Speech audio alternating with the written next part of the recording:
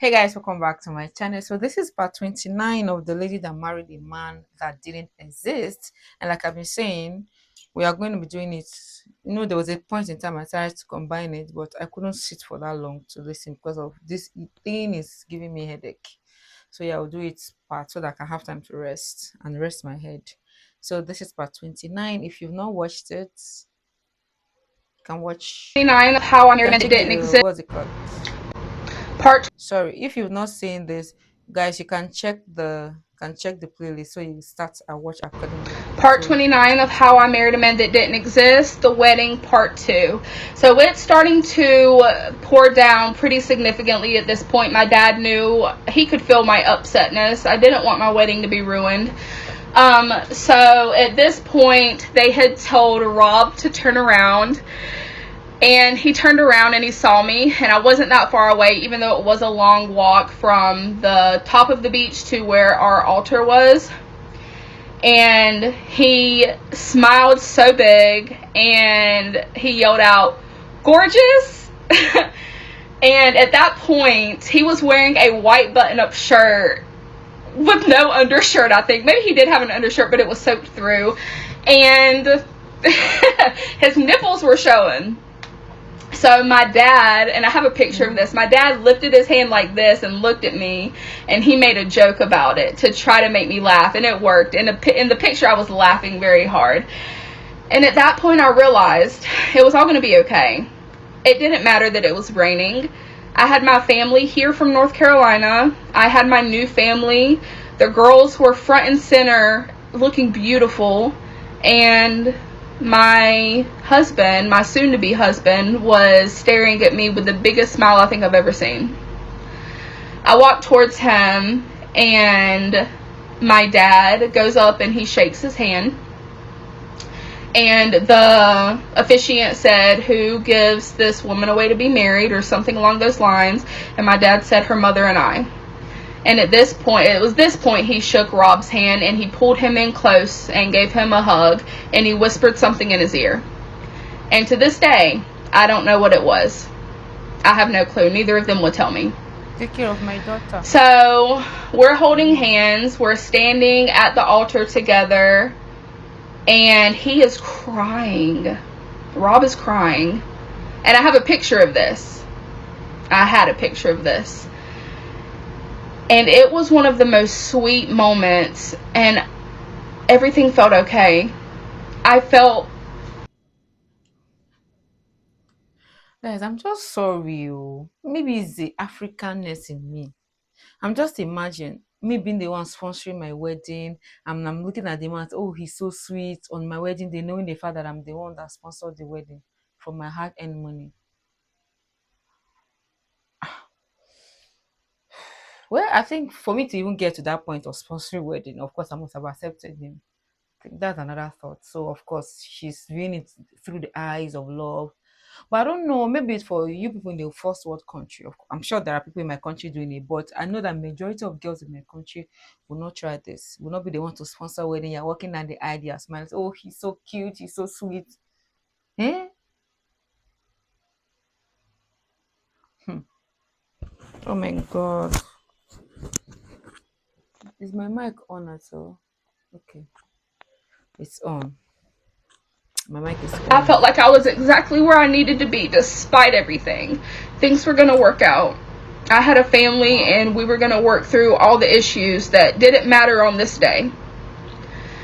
So the officiant starts to speak. It's raining. It is raining and it is cold.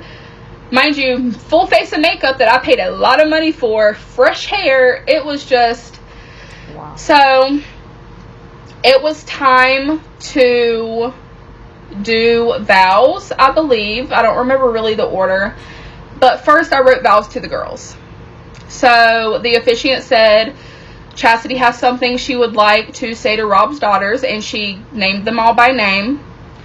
So I turned, and I had a little booklet that said her vows, and I'm reading my vows to them. And I wish I still had that book. I may not have been there for your first breath, but from this day forward, I will never miss any of your firsts. I will be there to protect you, to love you. I vow to always respect you. And on this day that I marry your dad, I vow to you girls too. I always promise to honor the memory of your mother and celebrate her with you, with knowing I'm not here to replace anyone, but just to share the love. And I said a few more things, and I told them that I loved them, and they were crying. And I have pictures of them crying.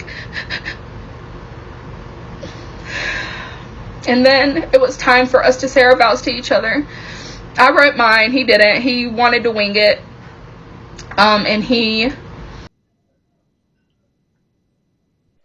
Are you guys surprised that Mr. Drinking did not write his vows? He wanted to wing it. Not like he. I know there are some men that okay they can win because they have what they want to see. They don't have to write it down because they've been intentional about you. They love you genuinely and they've done everything to make sure that you are happy because that's their ultimate desire to make you happy and you like you're under number one. Not in this case. Not in this case. And you're not gonna tell me, oh, it's love. I love you no matter what.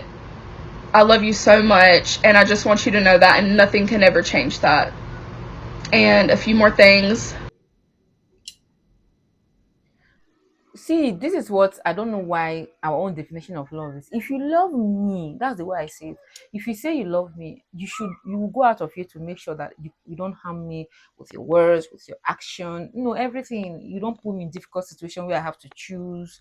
I don't know if you guys get my point. Love entails you respect, you regard me, you love me with compassion. That love is an action. I think that's when somebody say, "Oh, love is not enough." If we truly understand what love is, we'll know that love is indeed enough because love is action. Love is action. Any other definition, I don't think I'll ever accept it. That's not love. If you love me, everything that you do will revolve or will point towards that you truly love me. I don't have to second guess myself. But if I'm put in a situation where I have to second guess myself, I'm sorry to say it, you do not love. It didn't have to be long because in that moment I felt like he meant it. I felt like I was the only woman on earth.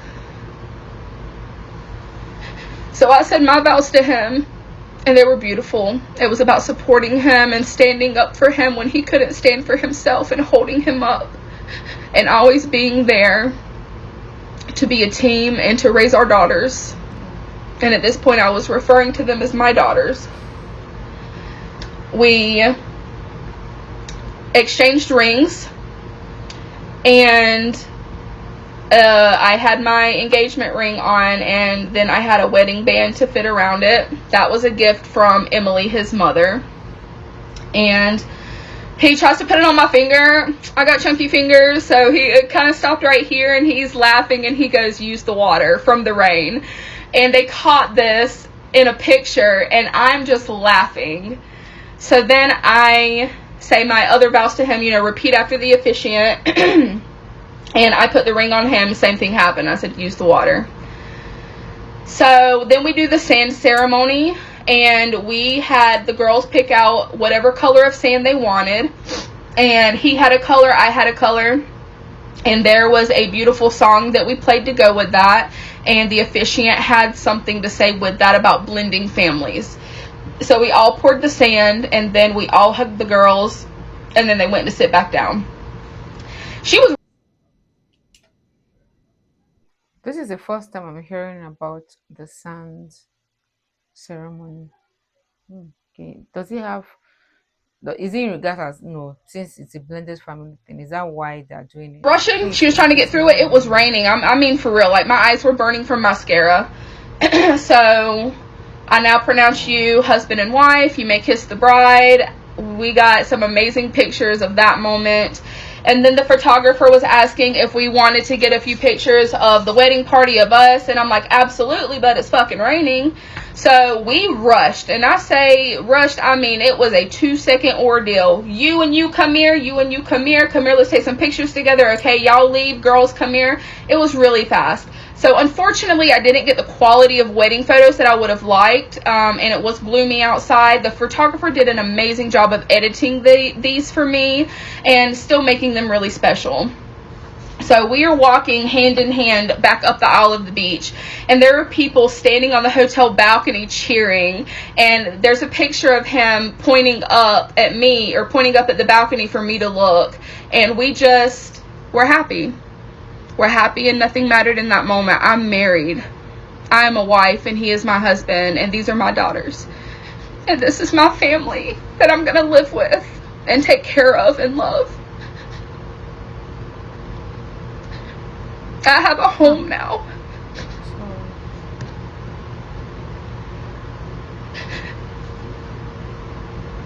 We all get back to our cars, My heart goes out and to it's you. time for the reception. Wedding was at 5, reception started at 7. My parents needed to go back to the Airbnb to change clothes. I was soaking wet, and at this point my red hair dye was leaking down the back of my wedding dress. My wedding dress has red dye down the back right now. I still haven't gotten it dry cleaned after a year. Oh. Um, so we go back to the Airbnb. Everybody changes, dries off. Rob and his best man get in his car, and they have a change of clothes. And we meet them on the highway, and they roll down the window, and they're like cheering and clapping. But I never wanted to come out of my dress. I had extra clothes brought to me, but I never came out of my wedding dress. I was soaked. I was sandy.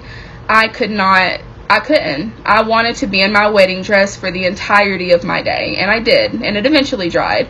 My hair was frizzy and my own natural curls instead of the curls that she did. It was just the most beautiful mess I have ever seen, and the rain didn't matter. We had a blast.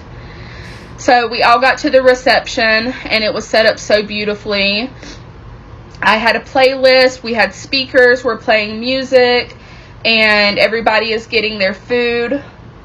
Um, and then it comes time for the toasts. So I'm going to end this. We're going to go into part. I don't know, guys. It's not just going past my brain after knowing the fact that she sponsored the wedding. So, Miss, I'm just finding it difficult to picture the all the laughter and love flowing up on the wedding day. My head is just saying, "Oh, wedding that is sponsored, wedding that is sponsored." With a man that is not even that doesn't even love you like that. You think he loves you, but he does not love you because his action is not proving it. It's like, I'm sorry, but that's just what is just going on in my head. Like, oh, and this is a predicament of so many people. Oh God, nah. We should not want marriage this hard, so much so that we are ready to love the unlovable. Because there are a lot of people that don't love themselves, and if they don't love themselves, it's to be hard to love you. Because you first of all have to love yourself now. From loving yourself, you will then understand what it means to love somebody. You'll be able to put yourself in other people's shoe and show them compassion, true love. Well, guys, let's go to part 30. See you in part 30. Ciao, ciao.